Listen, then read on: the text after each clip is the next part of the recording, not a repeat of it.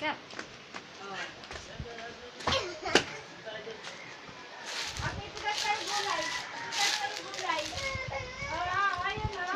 Wow, that's so big. Oh, di ba? Look at all the fruits. It's so And small. all the dirty leaves, like right over here. Yeah. Got it? Yeah. You better cut it like this. Baliktad na may gunting mo eh. What?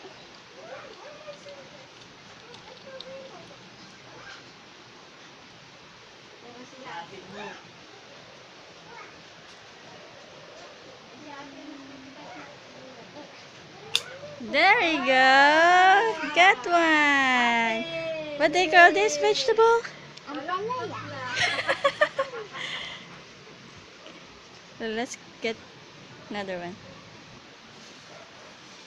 So this. Oh yeah, that one. Like near to the plastic. Ah, So, On top Here? of the ampalaya. yay! Got another one. Mama, I got it with a C shape. Yeah, that's right. Letter It's C. supposed to be like this. A for Ambalaya. Yeah. Ayun pa isa oh. It's supposed Cap. to be A for Ah. Ambalaya. Hold this, ate. Maybe.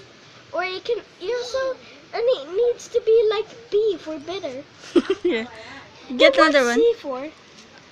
Wait. We've got two ampalaya, and then there's three more, and then one is dead.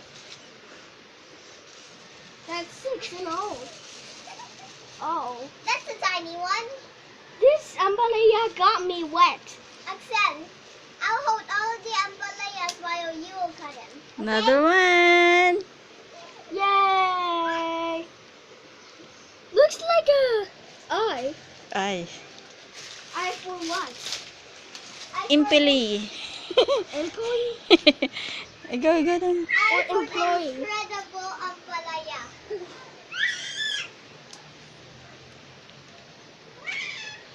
Or Okay, there's I. no more. Or I. So this is what we got. Key. 3. Mama, Ampalaya. why is the Ambalaya shaped like this? I don't know. It's funny. Uh-huh. It's funny. Find me. Okay, bye. Bye. Make sure to subscribe to our video. Go back to my magic.